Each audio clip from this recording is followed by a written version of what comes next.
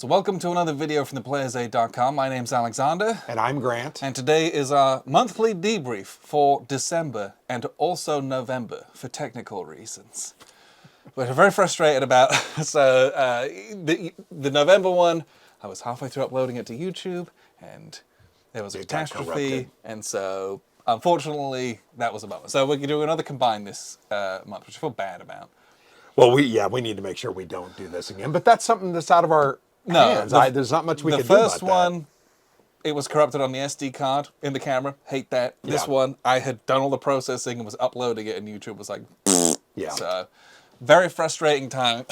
But here we are, nonetheless. So, we'll run through a few different kind of things that we played over the past couple of months, kind of as usual, but there'll be a bit more. Let's put it that way. It wasn't a banner couple of months for gaming. No.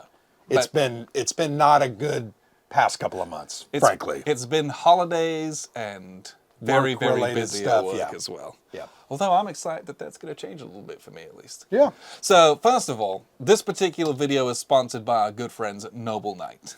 Noble Knight are a banner sponsor of this particular show and also of this channel.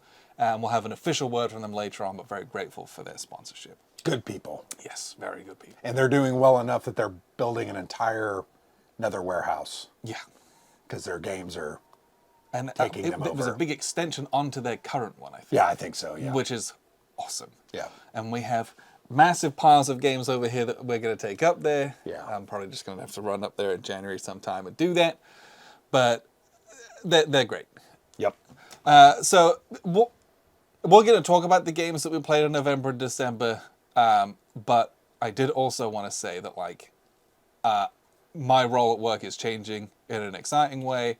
And so I used to travel a lot for work, especially in the past year, and that cut into our gaming time quite a lot. Yeah, I felt like you were traveling almost monthly. Yeah, I was traveling monthly for at least a week, and so that is basically going to go away and be entirely toned down. I'll travel maybe twice a year. And so that will free up a bit more time for gaming, so hopefully that's less intense. But the flip side of that is I played a lot of games up in the Twin Cities with some good friends of ours, and I won't be able to do that regularly, which is sad because those were some really good times. So a shout out to everyone who ever played with me up there on like a Monday night. They're getting off work and I'm flying and I'm like, let's go play a game. Yeah. It was good. That was good times, but I think that's probably gonna one of those was Zillablitz, right? Yeah, played with Zillablitz, played with John, played with Jeff Dreher. Yep. Like, there's a lot of guys. There's a lot of gaming up there. Yeah. Well, our friend Matt lives in the Twin Cities area. I know, and I had contacted him to try to do something. I think. That one never worked out. I miss Matt. Matt's a good dude. Yes. I actually miss that group. We used to have a lot of good times. We played a lot of games back then. But anyway. Every Saturday morning. Yes.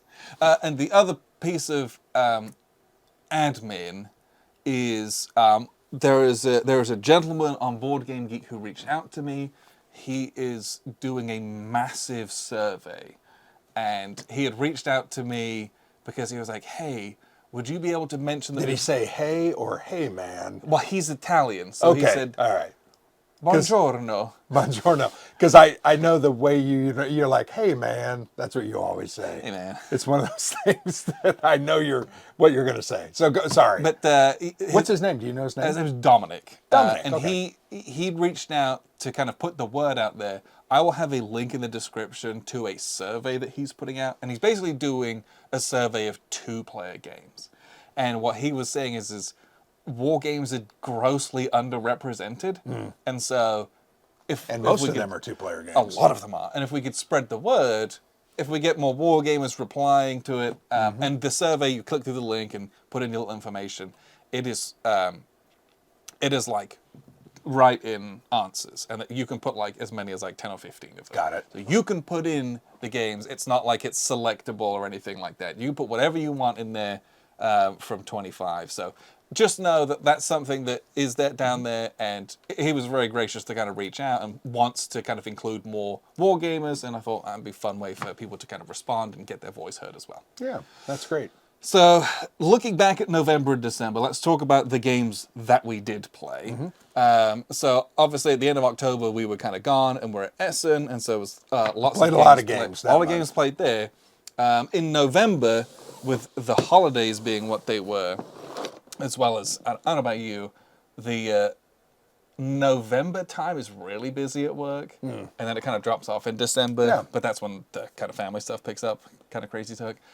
But we played The Lord of the Rings, The Fate of the Fellowship from Z-Man Games. There is a full review of this coming on the channel at some point.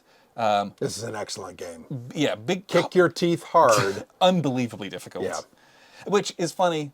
Everyone had told us that. Yeah. We didn't believe them. But when people are like, oh my gosh, it's like so long and it's so difficult, I'm like, whatever, man. Look at these games on the shelf. I play difficult games all the time. Oh boy. Yeah. They were not lying. Very hard. It took us... Well, on the fourth try, we finally won. On the fourth try, we won it. And we won by the skin of our teeth. Yeah.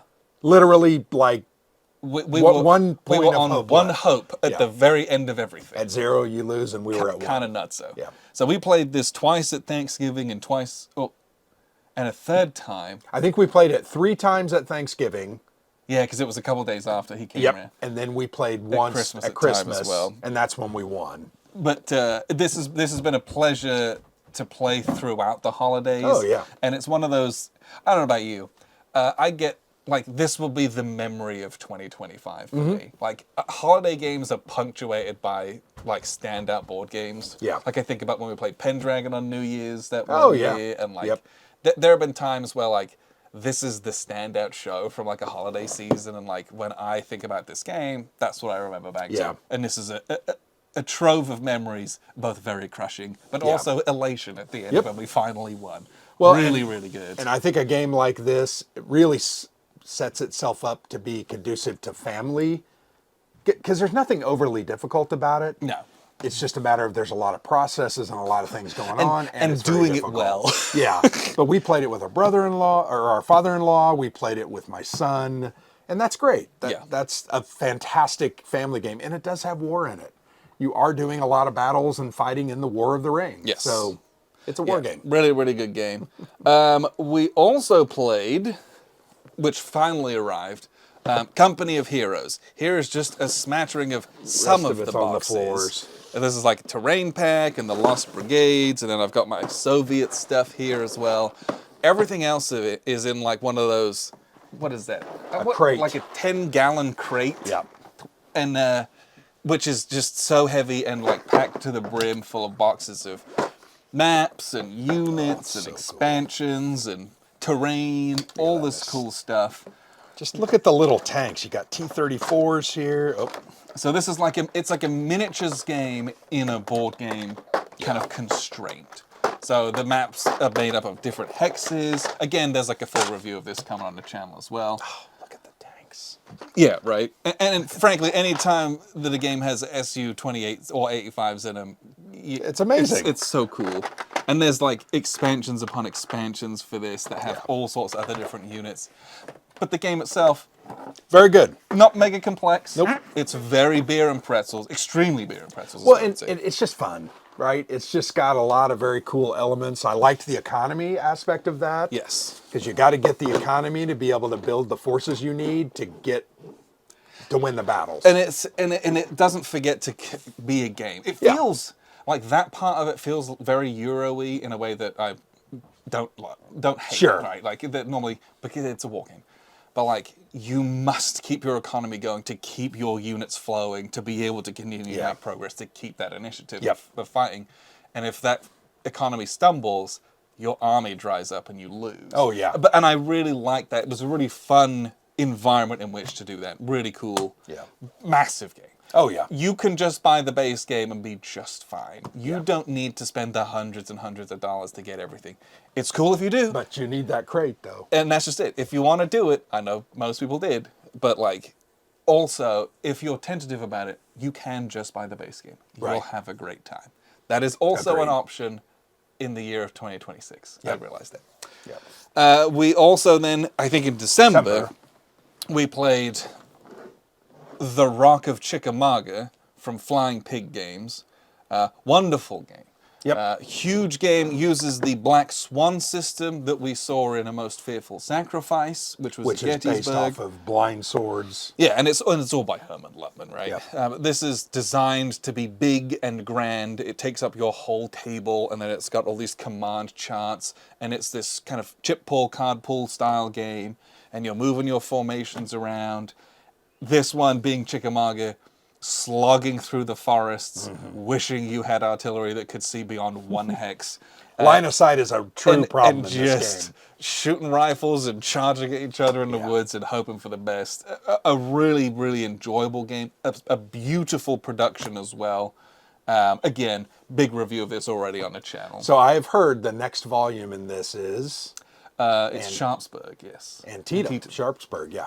Sharpsburg was what the Confederates called it. Antietam. Yeah. Antietam. Or, as you say, Antietam. Yes. I've heard you say Antietam before. But yeah, Antietam is supposedly the next volume. Which, I'll be honest, I'm looking forward to immensely. Antietam's a great battle. Well, I think, because we played that Antietam game, We have. and it was very cool. That was from the Civil War Brigade Battle Series From in Worthington. But I didn't get it. Yeah. But now I've read so much more and I understand the context of it Yep. and what the broader flow of it is. I'm looking forward to that immensely because marching up that road and getting... Oh, yes. Yeah. Yes. I'm excited for that. Yeah, the Sunken Road's a big part of But that. I think that game is stunning. Chickamauga's really, really, really Well, good. and it's also just such a solid system. Yeah. I love it. We have started playing Blind Swords. We've played Shiloh. Yeah, we played Shiloh the first day. And what was the other one we played? We've played two. What am I drawing a blank on? Anyway, and then we're going to try to do Gettysburg. Yes, we're going to get to next Gettysburg. month. So, great system. Love it. I love it. Yes. It's fantastic. Very, very, very good. I played solo A Bridge Too Far, which is a choose-your-own-adventure role-playing style game from Phalanx. It's paragraphs and descriptive. You have your little dice that you roll in the corner. Or so you literally flip the pages you go like this. and stop. Oh, a 2. I rolled a 2. Yeah. Or you can get a die. You can get a D6 if you're that guy as well. I need to play this one. I've got it. Is it really fun? You will love it. Okay. So, I need to do that. how good War Stories is. Yeah. I think the writing's better in this. Okay. The tactical resolution's a little simpler because you don't have any spatial aspects to it in that same way, but you're gonna like it. Okay. And this is designed very by good. Jose Luis Barca Yes. and published by Phalanx. Yeah. So you literally start at 1, and then it says, go to section 2, which is here. And then after that, but don't look any further, you're starting to do all sorts of things. All right. I'm looking forward to it. I've got it at home, and it's beautiful. Beautiful. And it's a book game. A game that can go for hours and hours and hours, or minutes and minutes and minutes. I actually made a review of this the other day. Oh, on my okay. own. Nice. But if you play it, I want to sit down and talk about it. Yeah. Is, I definitely want to play it. So good. I will play it. It's really, really well done. Okay. Yeah, not complex. There's a little character sheet at the back where you put like your 3 little attributes that you choose, hit points, and then like you track some ammunition and different things. Okay. Like it's And you actually wrote in the book there. Yeah. Nice. Yeah. It's great. You It's didn't really, do it in really pencil either. That looked like pen. good. Yeah, I'll just get a photocopy of it next time, and you can print them off. But yeah, it's I wanted it to be permanent to see what happened. Okay. Nice. A lot of ways to die in that game. Yeah, I'm sure. A lot of ways for it to go badly. But wonderful. Really, really good. What else did we play? Did you do any solo gaming? I mean, I did do some. I played that's the most recent game I played. Operation Dragoon from Worthington. And I also played 1940 from Worthington. They're very small travel-sized box games. Very much enjoyed those. I have videos on both of those coming out over the next couple of months. And now it's time to move on to 2026 games, though I've already started receiving some of them. Yes. I've been playing lots of Paths of Glory on Rally the Troops. Me too, and I'm terrible at Classic. And then they put Verdun Steel Inferno on there. I've been playing that a whole bunch. I think in one of those games I'm crushing someone, in the other I'm getting crushed. Both is the French, not good. Nice. But that's I've I really like playing that game because we went there. Sure. Like, this space is Fort Douaumont. We were there. We stood on top of it, and you could see out at why the salient was the way it was and why the forts were built there, and you could see all the Germans. It just brings that extra layer of life to a game that's already extremely intense. And Paths of Glory, I absolutely love. I think I'm in 3 or 4 different games. I struggle with it because I sometimes lose sight of the areas that are in distress with supply. I have had multiple armies that have been cut off. In fact, I'm playing a guy right now, and he literally just cut off like 3 of my stacks of Germans, and I said, I'm done. I think he punched through. There's no way to get Metz, around that. And I'm just like, I don't know how the hell I can stop him. And it just. And if the Germans lose guys to supply, I'm done. Definitely. In fact, I told him I'm going to concede. I think, and we'll do it again. On the East Front, I struggle on the East Front. The East Front's been fascinating because I have both dominated the East Front, but then maintaining it's really difficult because it's such a wide front. Also, currently I'm getting crushed as the Allies on the East Front, but it's so late in the war, I don't care. And so they're committing a lot of stuff to doing all of that, and I'm like, cool, I'm just going to punch you in the face elsewhere. Yeah. And it's like, they look really appealing, like, oh, I'm going to encircle the entire Russian army. You're going to get 1 victory point, mate. Yeah, right. And I've got a stack of Russians that I can rebuild, and I've got 7 replacement points. I'm not worried about it. Yeah. Like, the gains are so minimal. It's such a good game. It's such an interesting dynamic, but very, very, very Glory. It's very fun. Looking forward to January, what we're going to play in the new year. We're going to start with Close Quarter Battles Waterloo from Lock and Load Publishing. We played this today. It's great. Very, very, very good. Tactical style level Napoleonics game. This has the Battle of, the Hougoumont farm and La Haye-Sainte farm, and that's it. You have 6 scenarios in each of those different farms, and you are literally fighting like door to door, hedgerow to hedgerow, at a scale at which you have never played Napoleonics. Like most Napoleonics you play, the whole Battle of Waterloo, or the Battle of Waterloo is one battle in the entire campaign, grand game. This is like dudes hiding behind trees, shooting each other with muskets, and it's awesome. Yeah, it's very good. I had a great time with it, so we're going to play with it. We're going to play this one. We've already played it. Never played anything quite like that.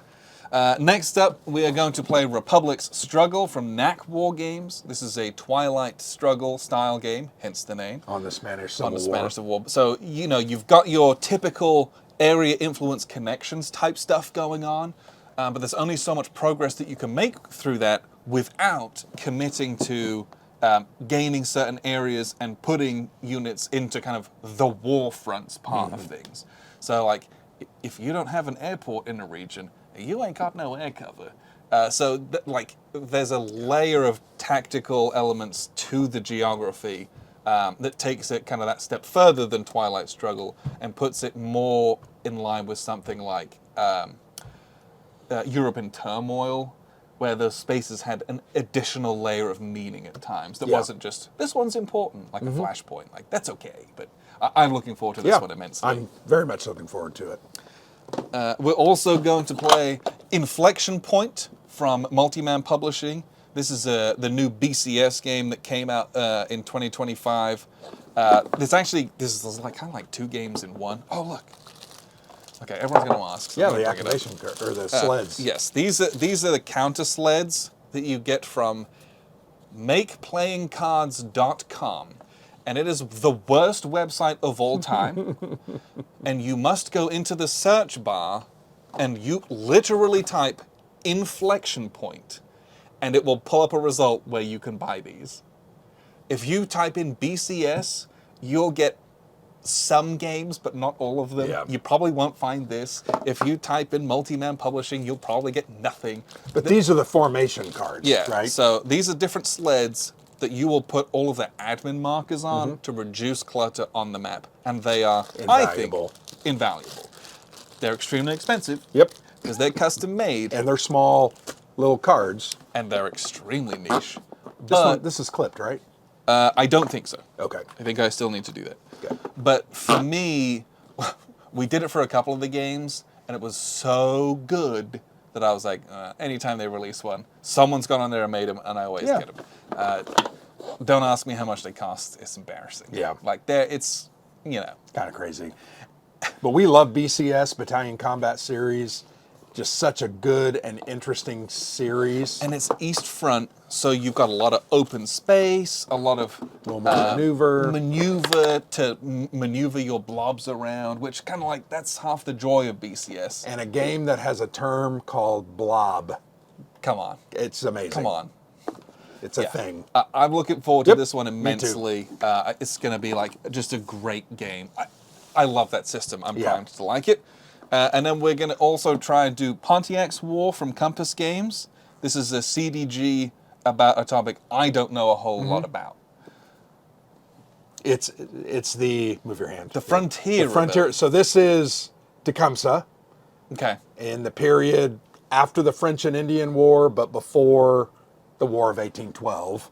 And it's that Native American Indian uprising in that Northwest territory. Okay. So Indiana, Michigan, Ohio, Illinois area.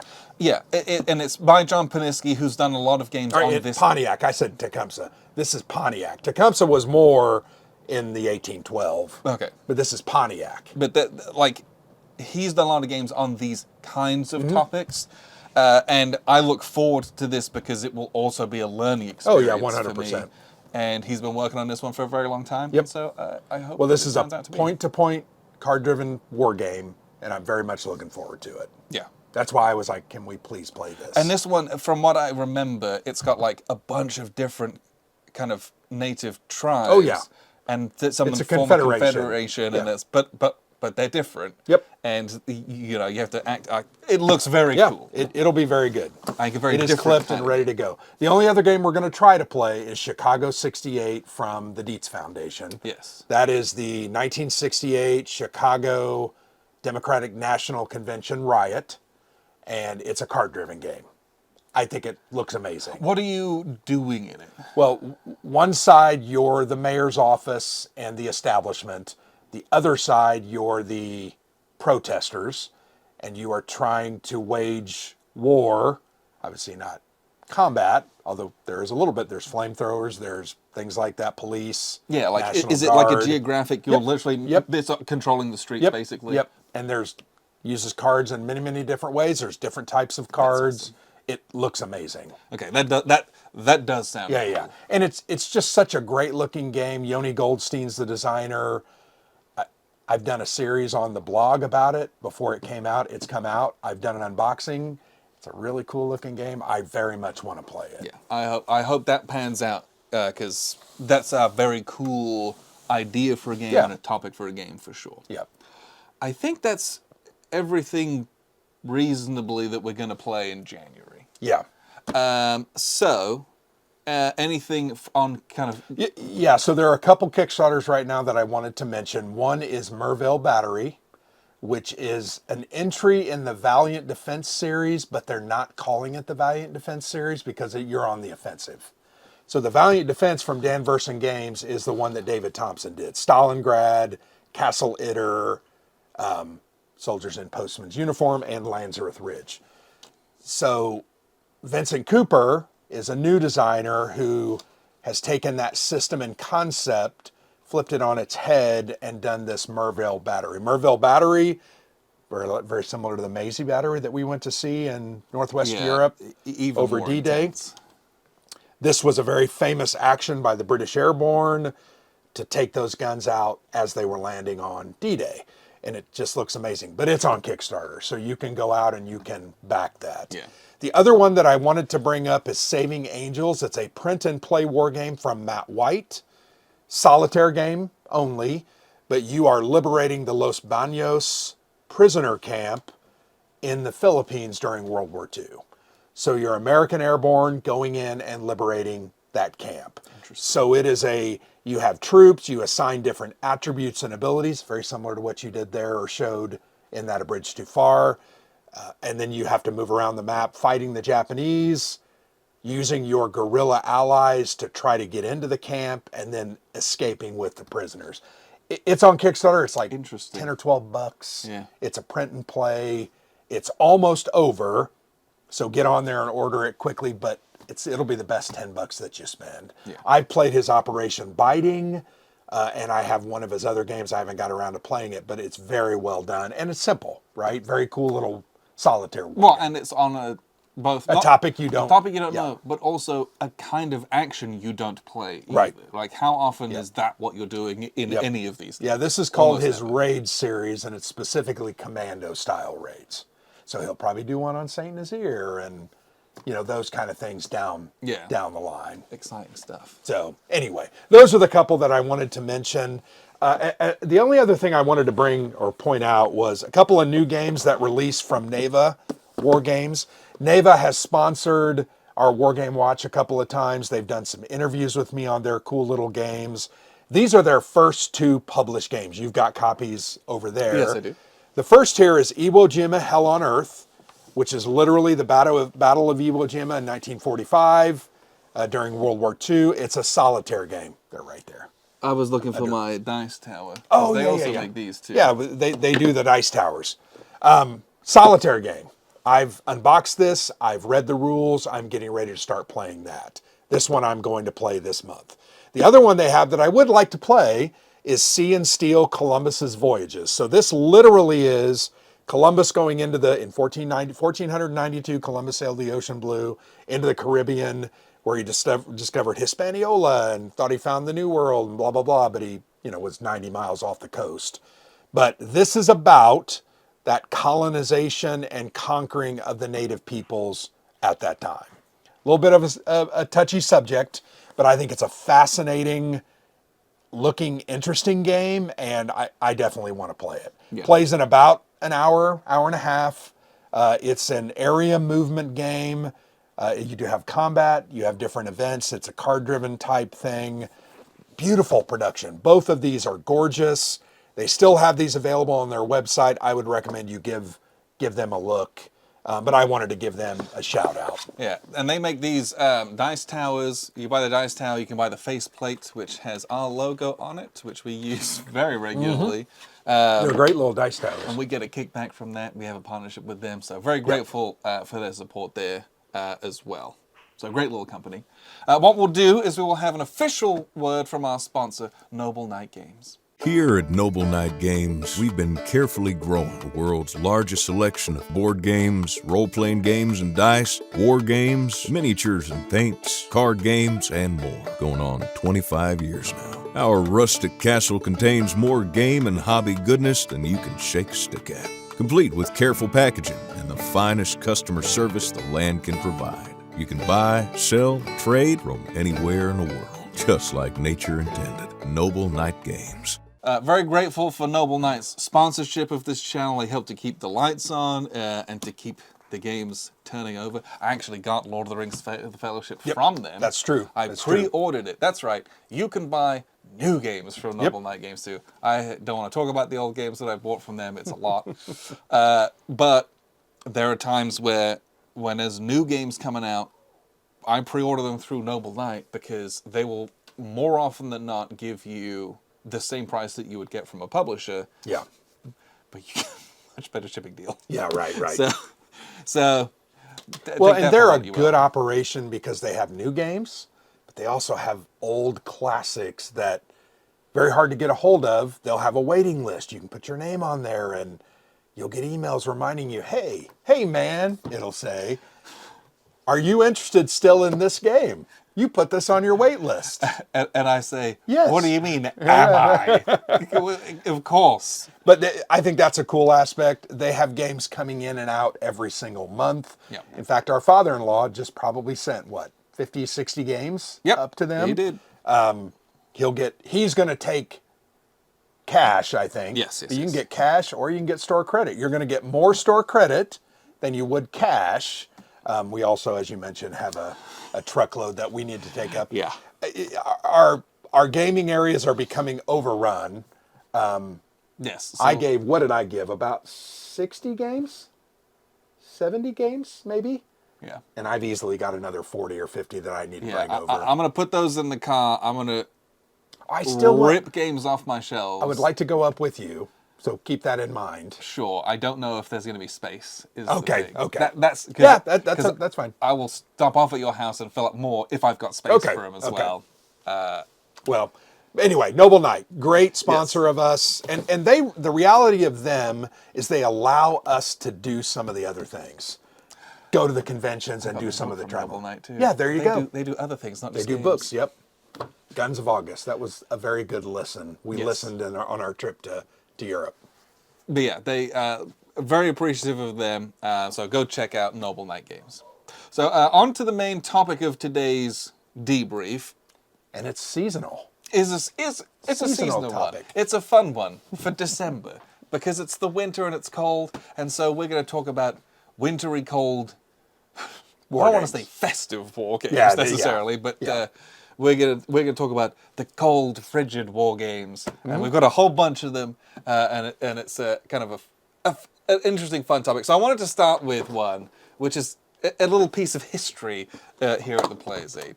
There's A Few Acres of Snow. Not a particularly wintry game when you actually play the game. Sure. But the cover's wintry. But this is the best cover of almost any game I've ever played. And it's iconic.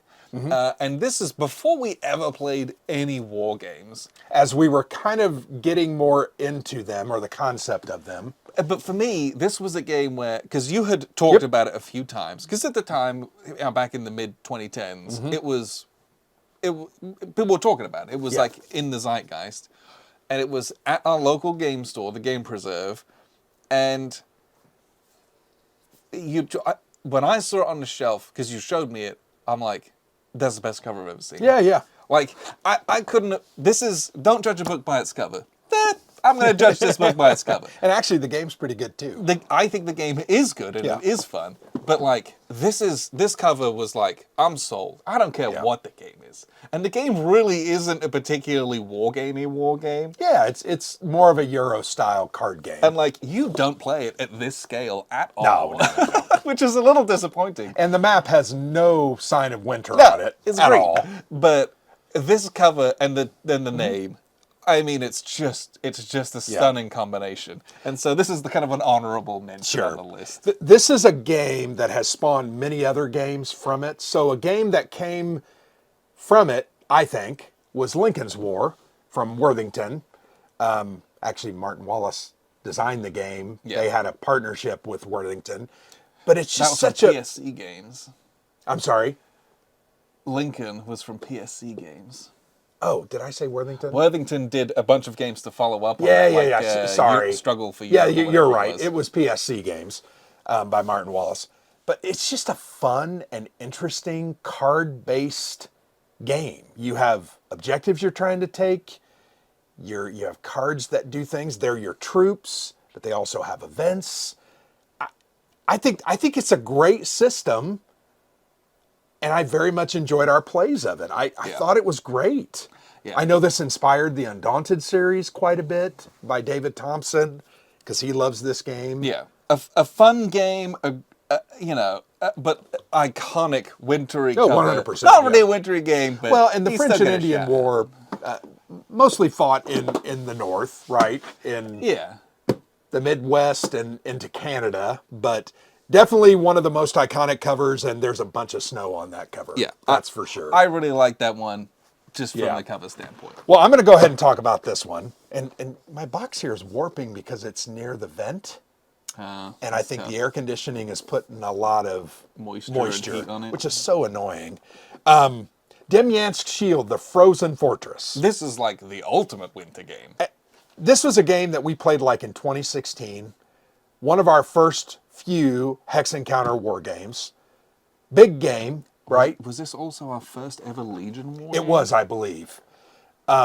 Designed by Vance von Voorhees, but this deals with the pocket that formed around, and I'm going to butcher, I can't remember the name, Demyansk. June of, blah, blah, blah, blah. It's January 1942. Yeah, January 42. Where the German forces are surrounded, 70,000 Germans in Demyansk. Yeah, so this game is you have a literal circle of Germans, Yep. entirely surrounded by Russians over here, and you have a line of Germans and Russians over here, and you have to get from here to break To that save pocket them, up. or they That's die. it.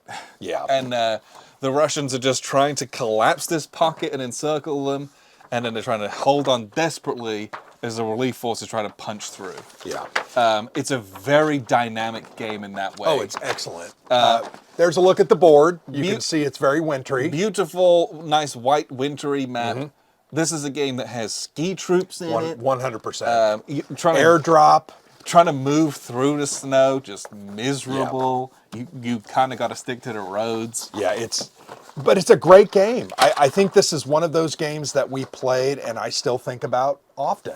I've never met anyone who's played it because Yeah, it's one of those agreed. old Legion Yeah. Wargames games. But it's It is grossly underrated. If you do choose to get this, it is one of the old Legion War games. So they don't do this anymore, but get an X-Acto knife and cut out the counters. They have very strong, large attachment points, and it's really easy to kind of butcher the counters. Yep. They were a new company at the time, and so they were just trying stuff out. That's the one thing that I would say. But I love that game. One of my fondest memories because of what it was. Well, and I think the concept of the ski troops, I remember at that time we were like, oh, that's the coolest thing I've ever heard. Now I've seen other games with things like that. But it was like, it was so cool. It's so novel. Yeah, so neat. Next up, we've got 1944 Battle of the Bulge. Also, a nice, cool, frigid map. Well, here's a little... No, that's just There's the like a setup. smaller... I was hoping there'd be like a micro version of it, but there's not. Mine's unpunched. We played your copy. Yeah, we did. Yep. This is mounted from Worthington, but it's a lovely map. I like this style, especially with this particular game. Nice, cold, wintry Ardennes map. So you got this nice forest, but it's all white and cold. Yeah. This is a great introductory war game. This is a game that, not complex, doesn't have a ton of rules. Well, I think one of the things to me that's the best part about it is the custom dice. There are custom dice with symbols, and when you roll them, you're looking for symbols to hit the units that you... So it's just it's very a easy. very simple concept, but a very good, and I think, very balanced version of the Battle of the Bulge. I think either side can win, and there's different objectives, right? You pull an objective card, you're going to have one or two different objectives. You secretly choose which objective, or you randomly get dealt your objective as the Germans. And so the Allies have to figure out how to stop you and then counterattack as well. But you don't have a million counters, like the hexes are big, the game map's small. Yeah. And so you don't get overwhelmed. It doesn't take long to play.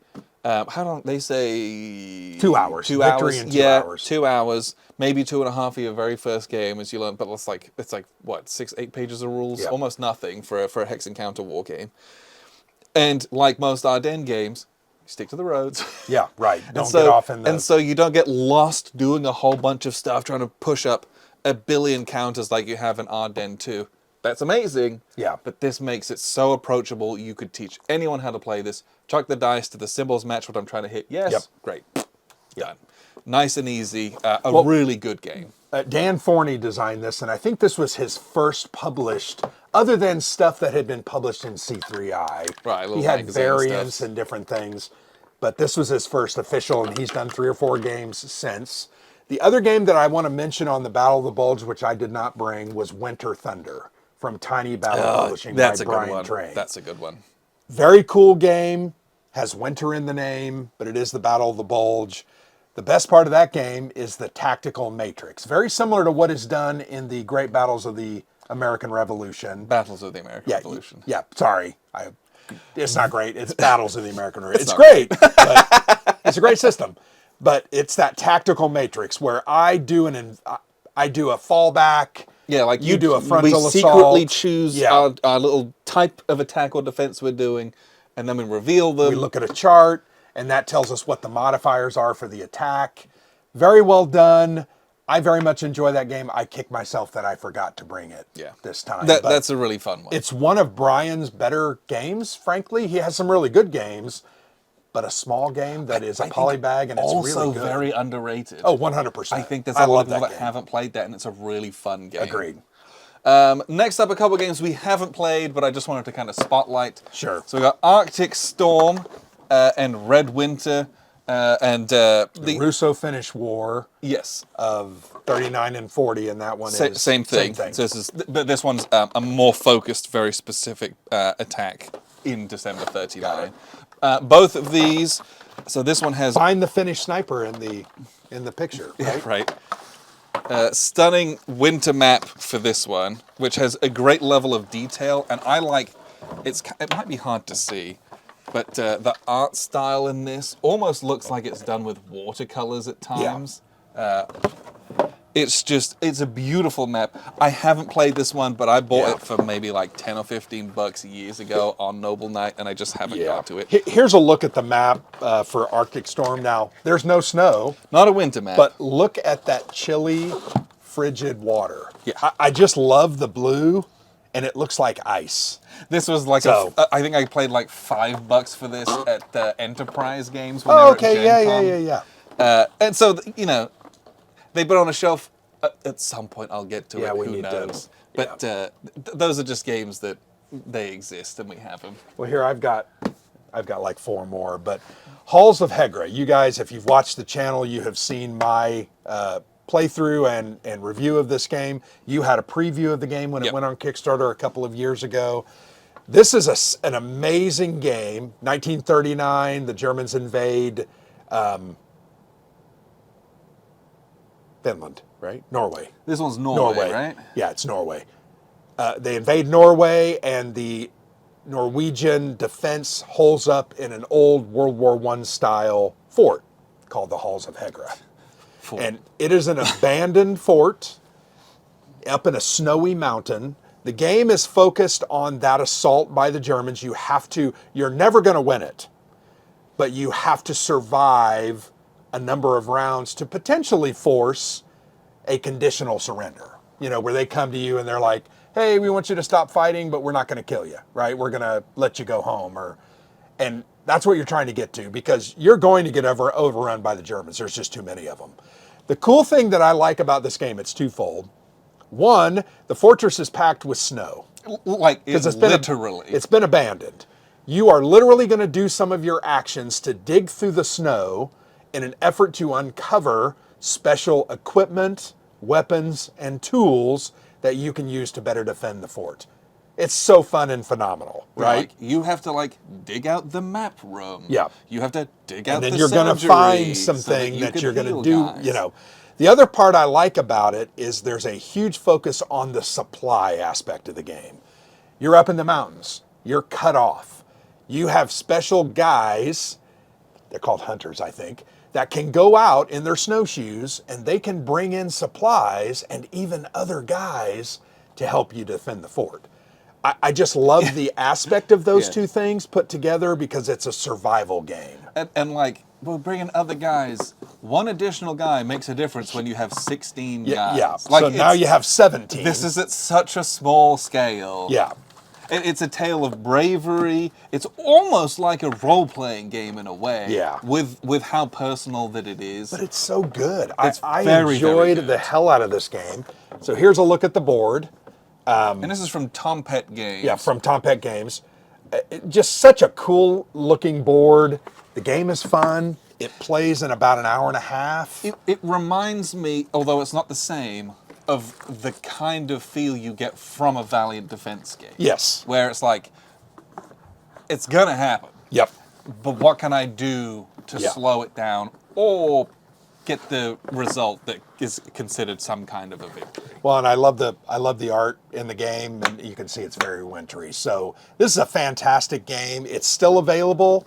In fact, if you had paid attention to our promotional Christmas list on the blog, you could have got the game. I think it was for 20% off. So be aware of that. Could have done. I've also got, I'm going to do Downer Slag. Oh. We love this game. One of my favorite games of all time. It is. Operation Donnerschlag, The Escape from Stalingrad from VUCA Simulations. This is a very cool hex encounter war game where you are trying, the Germans are trying to liberate this area, and there are A, B, and C area, and you don't know, as the Allies, which area the Germans are going to try to break out. So there comes a point where the rules specifically say you have to smack your hands, make a thunderclap, and shout Donnerschlag, and then you announce, oh, I'm going for Section B. Excellent hex encounter war game, great production, the map is gorgeous. This game even has snowdrifts. Like physical snowdrift counters. So you put snowdrift counters up, and you can put them across roads, which makes it hard to move. Yeah, just a literal roadblock. Yeah, but the board, it's totally white. The coldest board of all time. It is literally covered in white.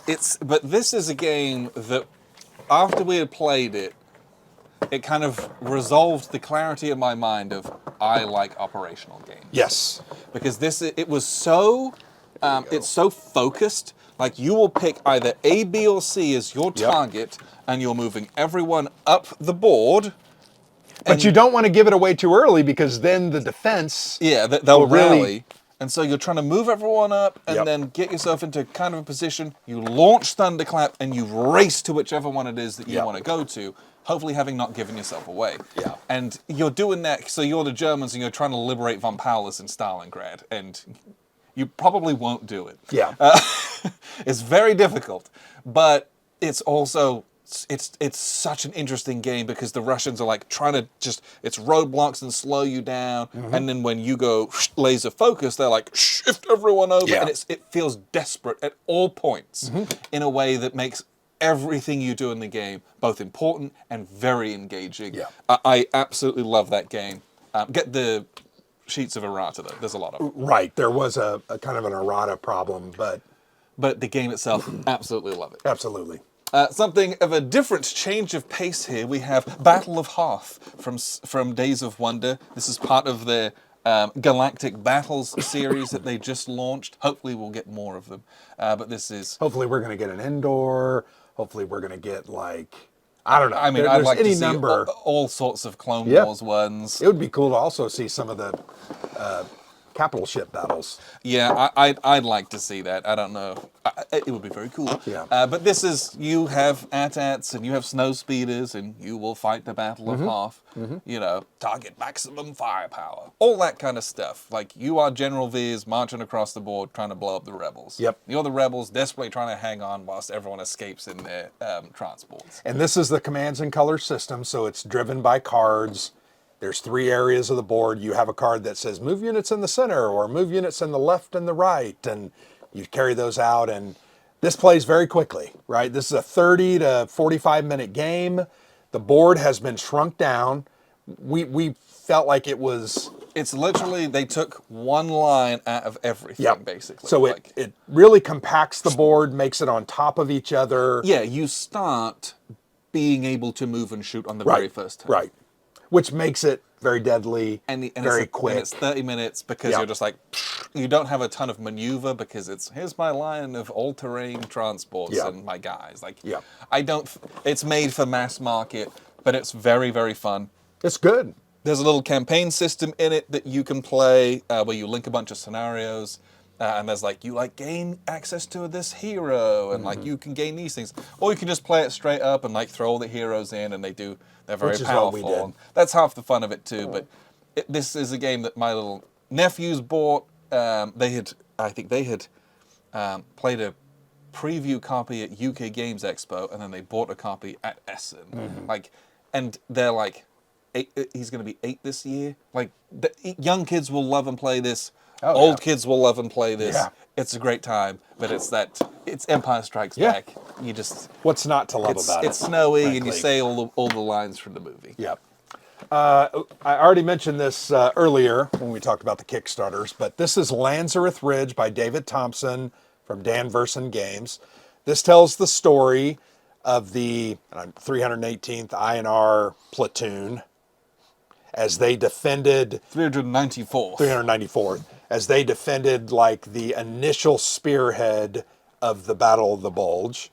They literally defended this little town. There were about 20 of them, and they were against a platoon of Fallschirmjägers and hardened Wehrmacht soldiers, and they held out. They held out for about 18 hours, and then they were captured, sent off to prison camps. I did a book review of The Longest Winter on this game, but this is that Valiant Defense series. You got a couple different tracks. You move up them, the Germans do, and you're trying to fight them back. You have all different types of weapons. You have some mortars. You have some machine guns. You have, you can call in artillery strikes. But you got to do all these things, and you have limited resources, limited time, and limited actions. The game is beautiful. It is done by Nils Johansson. And I'm going to show you the board. An all-time great map. Oh, this 100%. might be the best map in all of wargaming. It's pretty amazing.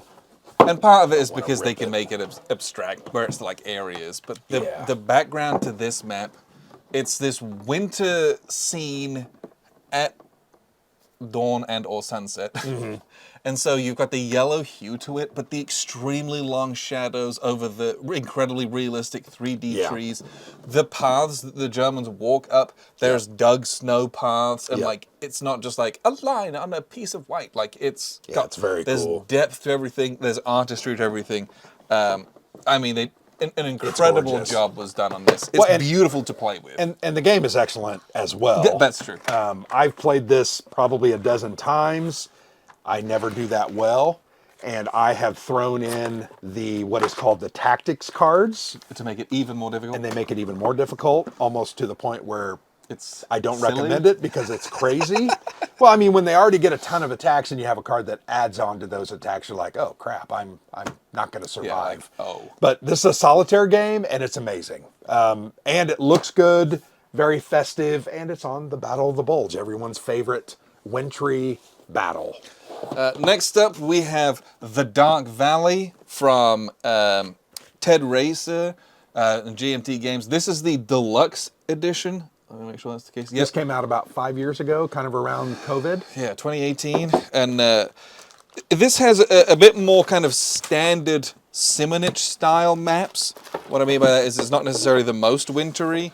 It might look kind of like it's got lots of white on it, but if you've played any Simonich maps, they all kind of look like that. Yep. So it's eminently playable, but the winteriness of this is in the game itself. Built into the time to get your objectives done when you launch Barbarossa, but also into the chit cup. The weather is built into that. So the further you get into the winter, the fewer chits you have and are allowed to put in there.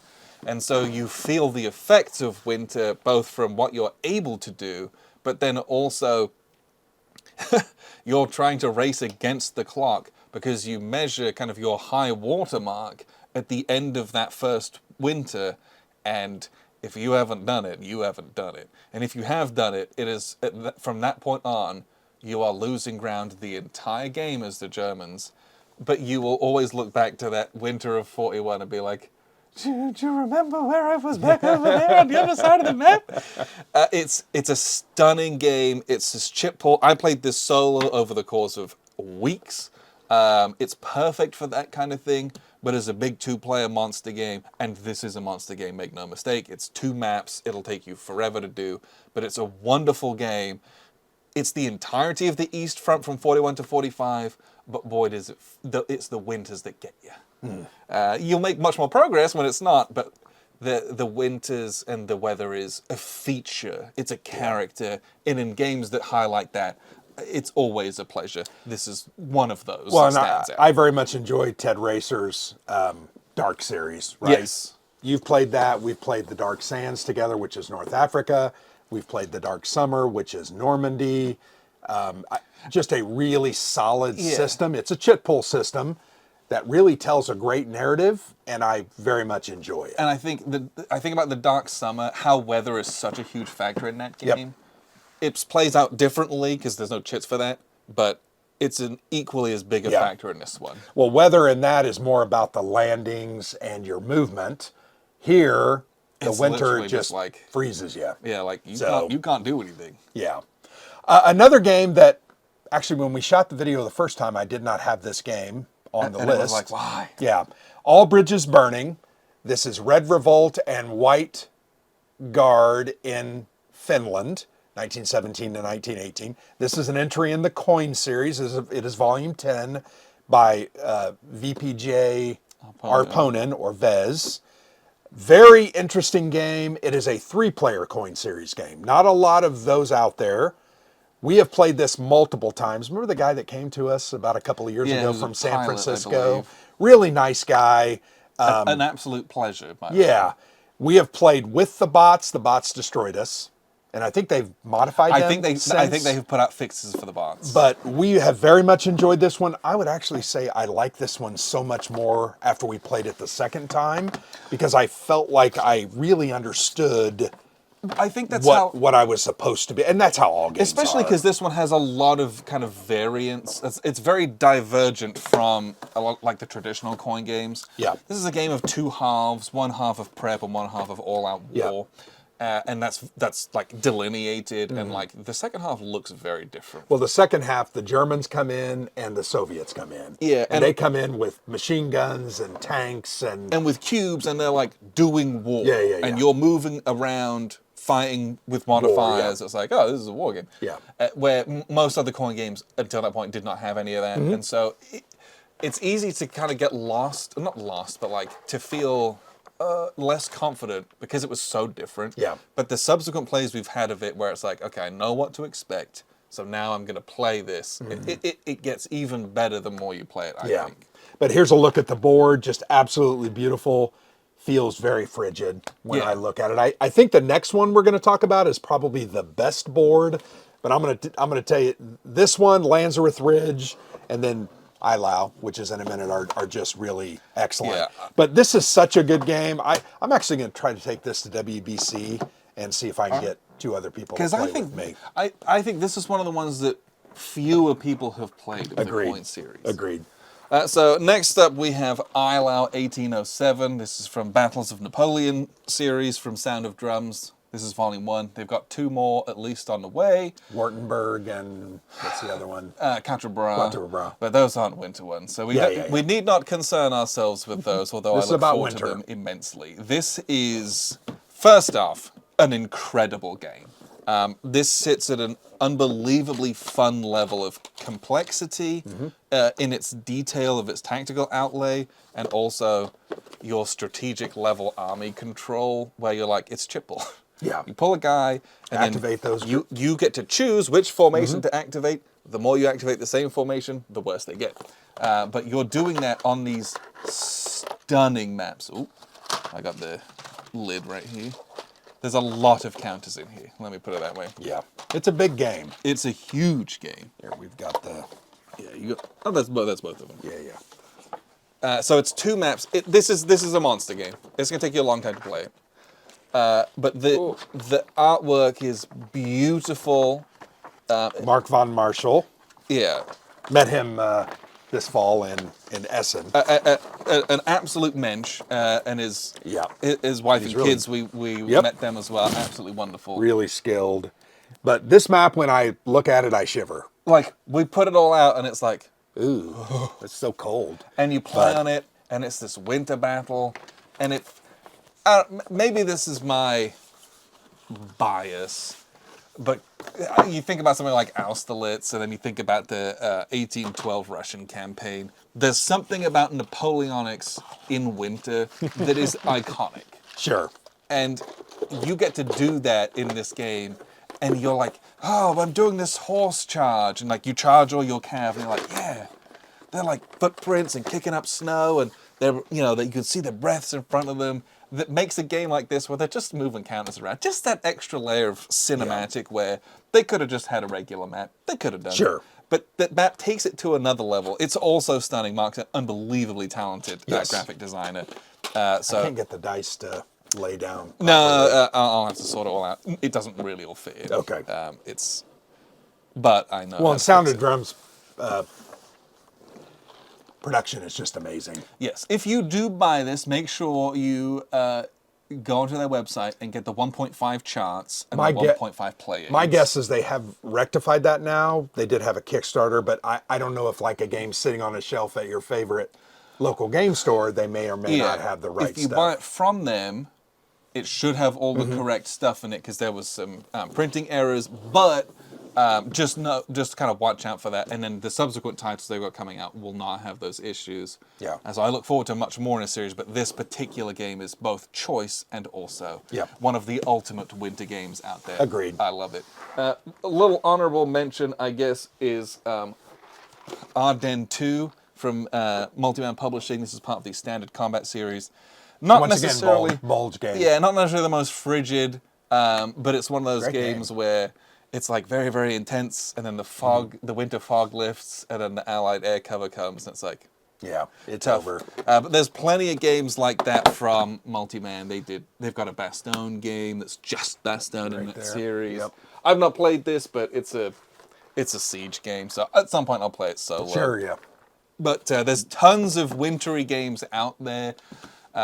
It's a surprising amount of wars and battles fought in the winter, even though they say never to do that. Yeah, right. But these are some of our favorites, both games, but also favorite kind of winter maps where the winter really comes to the fore. There's some games where it's like, oh, I'm playing a game that happens to be cold. Yeah, yeah. But games that really integrate that, I think, it kind of takes that step forward and a nice festive Yeah, yeah. collection As of war festive games. as a war game can be. Yeah, yeah. So let us know what your favorite winter war games are and winter maps are. But appreciate you very much for tuning in. I've been Alexander for theplayersaid.com. And I'm Grant.